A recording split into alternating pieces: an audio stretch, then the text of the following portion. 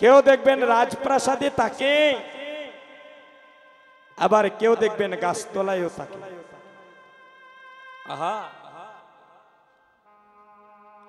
হে গোবিন্দ, তুমি কাউরে দিলায় 10টা সন্তান, তার জায়গা সম্পদে নাই। আবার কাউরে দিলায় কোটি কোটি টাকা, তার একটাও সন্তানে নাই। এই কলির যুগের কথা। তুমি কাউরে দিলায় 10টা সন্তান, তার জায়গা সম্পদে নাই। আবার কাউরে দিলায় কোটি টাকা, তার একটাও সন্তানে নাই। টাকা পয়সা ধন সম্পত্তি তুমি দিলায় বেশি করে, কিন্তু মরার পরে শ্মশানে ঘাটে কে নামাইবে তারে রে। মানুষ পুত্র সন্তান কেন পায়? একজন মা কেন একটা সন্তান পায়, একজন পিতা কেন একটা সন্তান লাভ করে, তার কিন্তু এই কলির যুগে অনেক তাৎপর্য আছে। কেউ বা তাকে সাত তোলাতে দেখবেন, কেউ বা গাছ তোলায়, আবার কাউরে কাওয়াও দুধে বাতে, কেউ আবার 7 দিনও না খায়। এ গোবিন্দ, কাউরে রাখো 10 তলাতে, কেউ বা গাছ তোলায়, আবার কাউরে কাওয়াও দুধে বাতে, কেউ 7 দিনও না খায়। তুমি কাউরে হাসাও কাউরে কাঁদাও, এই জগত বাজারে তোমার অপার মহিমা।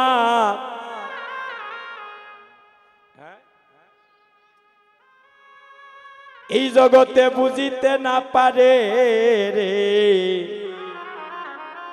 ভগবানের অনন্ত লীলা, ভগবানের অনন্ত কথা। তুমি কারো কলি যায় আগুনে লাগাইলাই, তার মা বাবা কাইরা নিয়া। কাউরে করলাই চির দুঃখী, তার সন্তানে কাইরা নিয়া। তুমি কারো কলি যায় আগুনে লাগাইলাই, তার মা বাবা কাইরা নিয়া। আরে কাউরে করলাই চির দুঃখী, তার সন্তানে কাইরা নিয়া। তুমি কাউরে করলাই জনমে দুঃখী, তার স্বামী কেড়ে নিয়া। অল্প বয়সে রাখছো তারে, তুমি বিধবা বানাইয়া রে। কি কেলা কেলিছো দয়ালে রে। এই ভবের কেলার মধ্যে আমরা সবাই ডুবে আছি ভক্তগণ। যখন আমরা মানব কুলে জন্ম নিয়েছি, এই শ্রীবাস সঙ্গনে কেউ অস্বীকার করতে পারবেন না, সবাই জন্মের স্বাদ কিন্তু ভোগ করেছি। আর জন্ম যখন হয়েছে, আমাদের সবার এবার মৃত্যুর স্বাদটাও ভোগ করতে হবে। কেউ চিরস্থায়ী না এগো, কেউ 2 দিন আগে, কেউ 2 দিন পরে এই সুন্দর পৃথিবী ছেড়ে আপন দেশে চলে যেতে হবে। আমি গুরু বন্দনা একদম সংক্ষিপ্ত কেন করলাম, যাতে একটু প্রাণ খুলে ভগবানের কথা আপনাদের কাছে বলতে পারি। এই কলির যুগে 2টা অপরাধের ক্ষমা নাই। 1 নম্বর অপরাধ, এই শ্রীবাস সঙ্গনে বসিয়া কোন ভক্ত যদি কোন কীর্তনিয়াকে নাম শ্রবণে ব্যাঘাত ঘটায়, একজন ভক্ত মনোযোগ সহকারে ভগবানের কথা আস্বাদন করছেন, পাশের ভক্ত যদি একটু কথা বলে তার মনোযোগ যদি নষ্ট করে দেয়, সে কোটি কোটি জন্মের অপরাধী হয়ে যায়।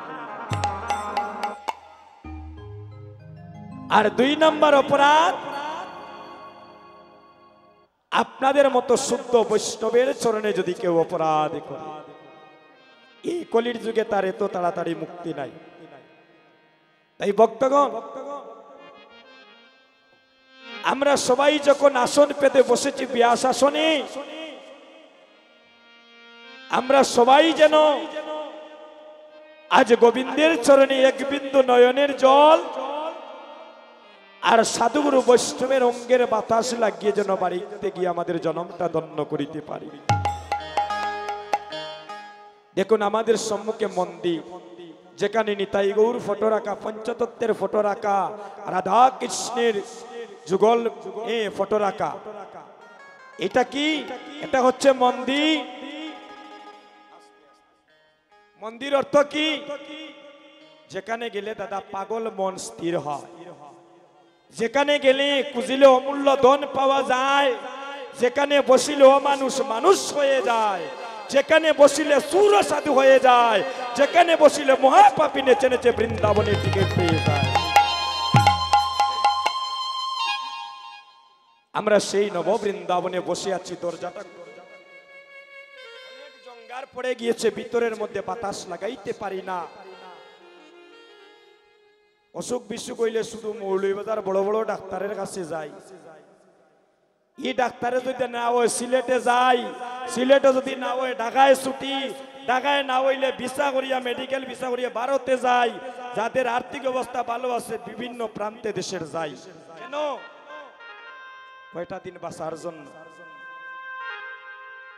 আসল ডাক্তারের লগে যোগাযোগ নাই, বেমার আজার কমতো কিলা? হ্যাঁ, আসল ডাক্তার হে গো। ডাক্তার হলেন শ্রী গৌরাঙ্গ,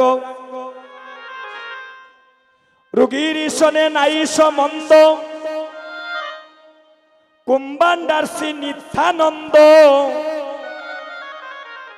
রোগীরে ঔষধে খাওয়ায় প্রেমময়ী রাধা রানী,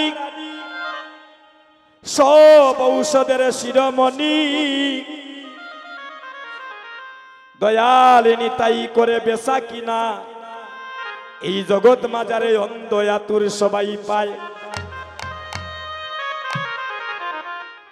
নিতাইর মতো দয়াল কেউ ছিল না, যিনি মায়ের খেয়ে জোর জোর করে মাতার রক্ত জোরে পড়ছে, তবুও বলেছিলেন কণ্ড কণ্ড যদি হয়ে যায় নিতাইয়ের এই প্রাণ, আর তবুও না ছাড়িবে বদনে মধুর কৃষ্ণ না। এই ভক্তগণ, এই মানব জন্ম আর হবে না। এই মানব জন্ম আর হবে না গো।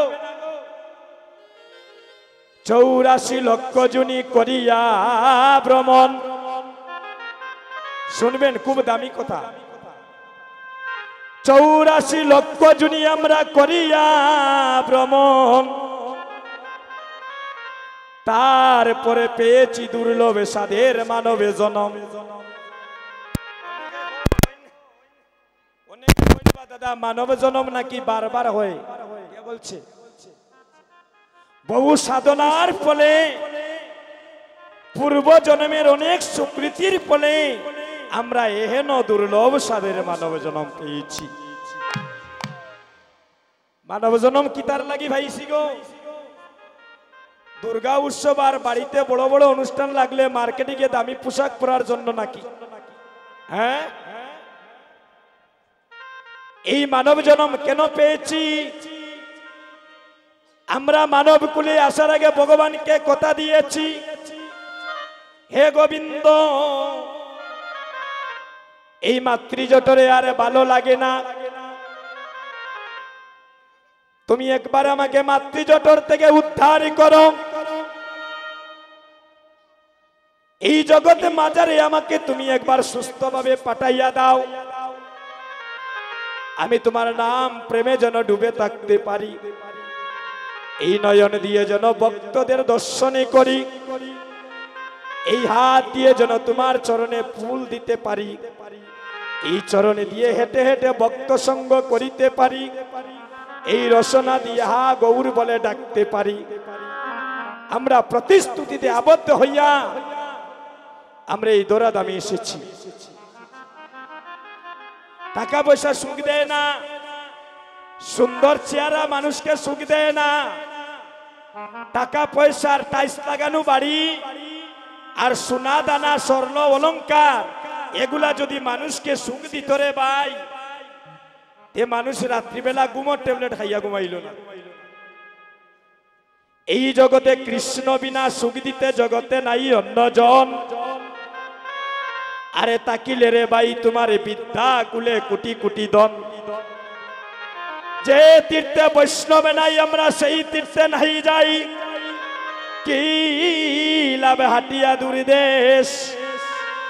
আরে যেতায় বৈষ্ণবগণ সেই স্থানই তো বৃন্দাবন, সেই স্থান আনন্দয় শেষ। এই যে মানব কুলে জন্ম নিলাম, শাস্ত্রে কি বলছে দেখেন, মানব কুলে জন্ম নিয়ে যদি কারো এই দেহটা গোবিন্দ সেবায় না লাগে, যদি এই দেহটা গুরু গোবিন্দের সেবায় না লাগে, মৃত্যুর পরে তার এই দেহটা শ্রীগাল কুকুর পর্যন্ত ভক্ষণ করিতে চায় না।